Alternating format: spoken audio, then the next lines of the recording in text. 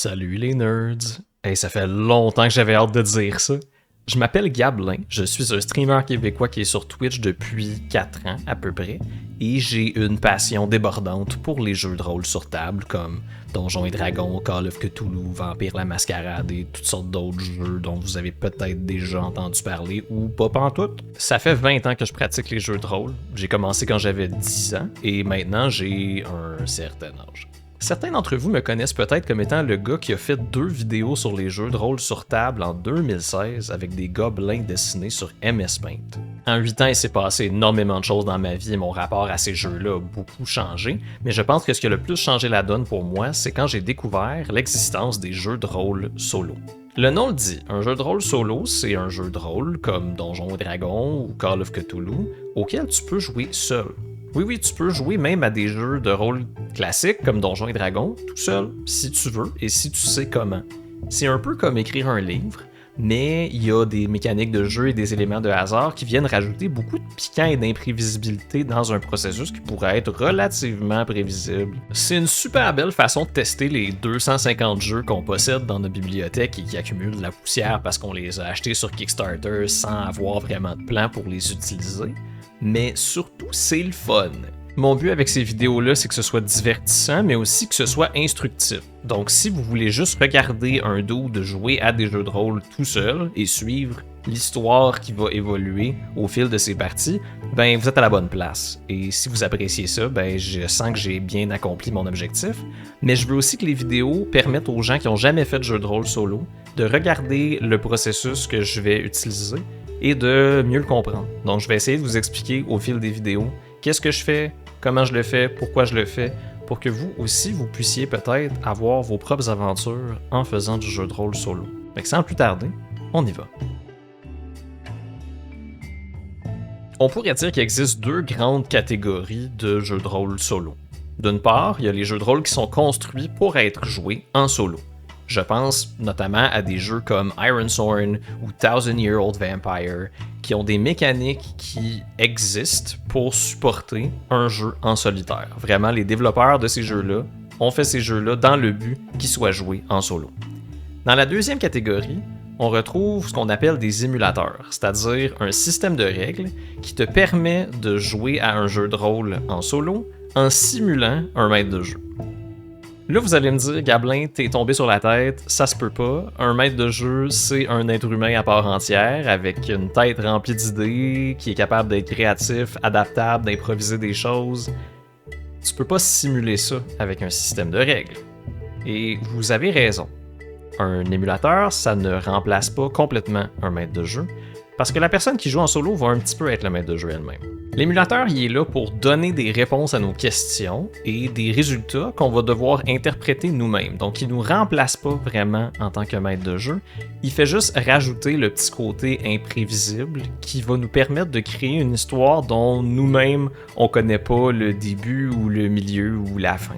Pour cette série que je commence actuellement là en vous parlant, je vais utiliser un émulateur qui s'appelle le Mythic Game Master Emulator, 2e édition, écrit par Tana Pigeon. C'est l'émulateur de maître de jeu le plus populaire en ce moment, je pense, et c'est bien conçu et c'est aussi trouvable à un prix qui est relativement abordable. D'ailleurs, je vais mettre les liens dans la description vers les pages de vente des PDF que je vais utiliser. L'avantage d'utiliser un émulateur comme Mythic, c'est que tu peux le combiner à n'importe quel autre jeu de rôle. Par exemple, si je veux jouer à Donjons et Dragons 5e édition ou 3e édition ou peu importe, je choisis mon jeu, je prends mon émulateur et le jeu, Donjons et Dragons, devient jouable en solo. Donc tu peux le combiner à n'importe quel jeu et ça le transforme en jeu solo. Ça a l'air crinqué comme ça, mais je vous jure que ça fonctionne. On peut tout faire avec Mythic. Et tout ce qui va nous manquer, c'est de prendre un système de jeu qui nous inspire. Le jeu qu'on va prendre pour faire cette série-là s'appelle Savage Worlds Adventure Edition. J'adore Savage Worlds pour toutes sortes de raisons, mais je pense que la raison numéro 1 pour laquelle j'adore ce jeu, c'est parce que tu peux faire à peu près n'importe quoi avec. C'est très simple à utiliser et tu peux faire du médiéval fantastique, de la sci-fi, de l'historique, du moderne, de l'horreur, des super-héros. Tu peux vraiment tout faire avec Savage Worlds. J'ai déjà fait une campagne dans l'univers de Legend of Zelda et avec le même jeu, j'ai aussi fait une campagne à la Starship Troopers où les gens étaient dans l'espace avec des guns en train de tirer sur des aliens. C'est très très très adaptable et je l'adore et on va jouer à ça. Donc on a notre jeu, on a notre émulateur, on peut y aller. Maintenant, ce qu'il nous faut, c'est un concept. Qu'on écrive un roman, qu'on fasse une campagne de jeu de rôle sur table, qu'on conçoive un jeu vidéo, peu importe, quand on crée quelque chose, ça nous prend un concept, une idée, un thème général autour duquel le reste va se construire. Pour la série, j'ai décidé de m'inspirer d'une saga qui a marqué mon enfance et celle de beaucoup d'enfants des années 90, qui s'intitule Redwall.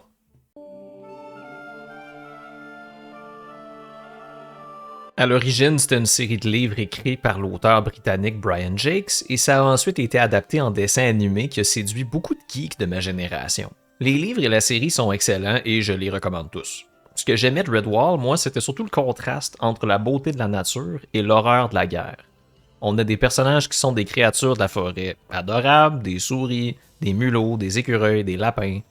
Et on les retrouve dans des situations de vie ou de mort avec des méchants particulièrement cruels qui viennent menacer leur mode de vie paisible et qui les obligent à s'endurcir et à devenir des héros qui doivent parfois faire usage de la violence pour triompher. Les différentes espèces animales sont aussi un très beau miroir aux créatures de la fantasy médiévale, donc plutôt que d'avoir des sirènes, des anges, des elfes, on a des loutres qui peuvent aller sous l'eau ou des oiseaux qui sont capables de voler, qui ont des capacités uniques et intéressantes que le lecteur ou le spectateur va immédiatement comprendre. Je m'inspire évidemment aussi de toutes les autres œuvres que je connais qui doivent beaucoup à Redwall, comme le jeu vidéo Armello, le jeu de société Root et la bande dessinée et jeu de rôle sur table Mouse Guard. Mon concept donc va être dans cette lignée-là. Les personnages de la campagne vont être des gens ordinaires, des fermiers, des marchands, des curés, des sorciers de village, des gens vraiment du commun qui vont se retrouver à suite à une catastrophe dans une situation désespérée et ils vont devoir ou bien s'adapter et devenir des héros ou bien voir leur monde s'écrouler. C'est un peu dark, mais ça va peut-être être intéressant. Donc mon concept, c'est que mes protagonistes sont séparés de leur petite vie tranquille et paisible par une catastrophe, genre une guerre civile ou quelque chose comme ça, et pour aller chercher une sécurité, ils vont devoir fuir vers une forêt qui est mystérieuse et immense et interdite, et ils vont devoir essayer de refaire leur vie là-dedans. Qu'est-ce qu'ils vont trouver dans la forêt? J'en ai aucune idée, mais j'ai très hâte de jouer pour le découvrir avec vous. Une idée que j'aime beaucoup en général aussi, c'est l'idée d'avoir une communauté qui se construit autour des héros et qui grandit avec le temps autour d'eux. C'est ça qui arrive quand tu joues trop à Heroes of Might and Magic ou à Age of Empires quand t'es un enfant. Je veux que la campagne soit l'histoire non seulement des héros, mais aussi de la communauté qui va grandir et prospérer avec eux. J'ai pas vraiment de système de règles pour simuler tout ça, j'ai pas vraiment de jeu qui est construit dans ce but-là. Ça va plus être un thème narratif, quelque chose que je vais essayer de garder en tête, parce que je trouve que ça convient bien au thème dont je m'inspire. Donc, si je résume, on a des thèmes, on a une direction, et on a une inspiration. Je pense qu'on est prêt à créer nos personnages. Souvent, quand les gens vont faire des jeux de rôle solo, ils vont jouer un seul personnage parce que c'est plus simple à gérer.